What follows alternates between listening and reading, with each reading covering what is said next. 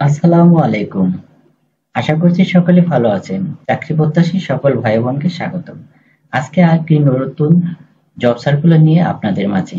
আজকের চাকরিটি খুবই গুরুত্বপূর্ণ কারণ এটি একটি সরকারি চাকরি এবং অনেকগুলো পদ শূন্য পদের জন্য নিয়োগ দিয়েছে। চলুন আমরা এখন বিস্তারিত জেনে নিই। 14টি পদে সরকারি চাকরি নতুন নিয়োগ বিজ্ঞপ্তি নেবে 177 জন। তথ্য সম্প্রচার মন্ত্রণালয় গণযোগাযোগ অধিদপ্তর নিয়োগ বিজ্ঞপ্তি প্রকাশ করেছে। প্রতিষ্ঠানটি বিভিন্ন শূন্য পদে 177 জনকে নিয়োগের লক্ষ্যে এ বিজ্ঞপ্তি দিয়েছে।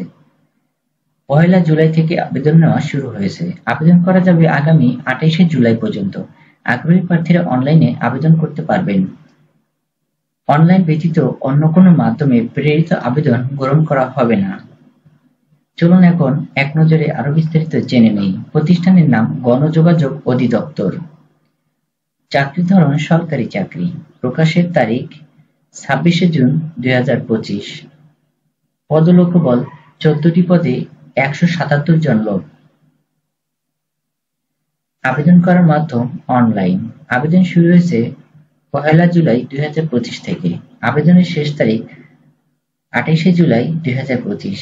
এখানে একটি অফিসিয়াল ওয়েবসাইট দেখতে পাচ্ছেন https://MASSCO মানে communication.gov.bd।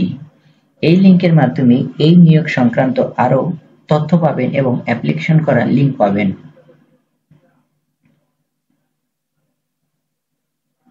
প্রতিষ্ঠানের নাম গণযোগাযোগ অধিদপ্তর। পদসংখ্যা 14টি। লোকবল নিয়োগ 177 জন। পদের নাম ষাট লিপিকার কাম কম্পিউটার অপারেটর। পদসংখ্যা 2টি। বেতন 26,000। শিক্ষাগত যোগ্যতা স্নাতক বা সমমানের ডিগ্রি।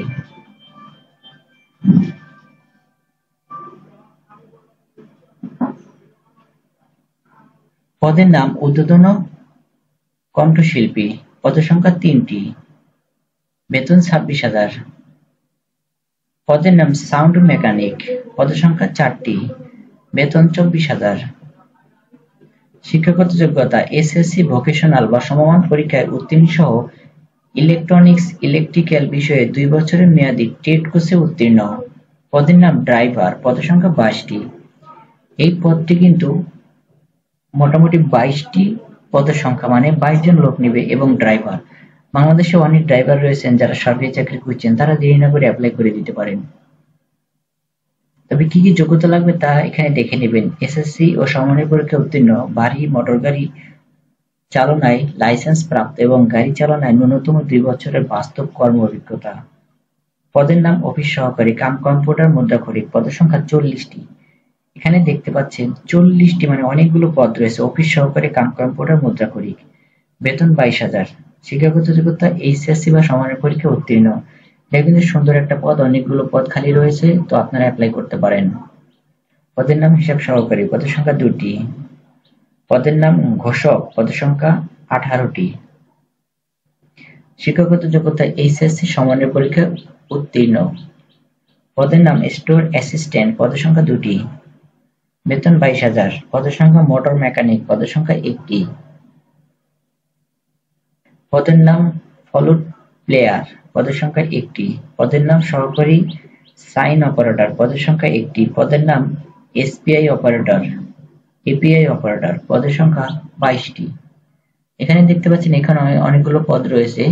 এপিআই অপারেটর এবং বেতন 21,320 টাকা। শিক্ষাগত যোগ্যতা চেয়েছে এসএসসি ভোকেশনাল বা সমমানের পরীক্ষায় উত্তীর্ণ। পদের সংখ্যা অফিস সহায়ক। পদের সংখ্যা 33টি। এখানে অনেকগুলো পদ রয়েছে। অফিস সহায়ক, বেতন 20,010 টাকা। শিক্ষাগত যোগ্যতা এসএসসি সমমানের পরীক্ষায় উত্তীর্ণ। শিক্ষাগত যোগ্যতা বেশি চাইনি। অফিস সহায়ক অনেকগুলো পদ রয়েছে।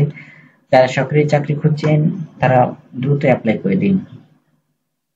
পদের নাম নিরাপত্তা প্রহরী। পদের সংখ্যা 26টি। নিরাপত্তা প্রহরী মানে যেটাকে আমরা সিকিউরিটি গার্ড বা দারোয়ান বলে থাকি। 26 জন লোক নিবে। বেতন 20,000 টাকা। যোগ্যতা এসএসসি বা সমমানের পরীক্ষা উত্তীর্ণ।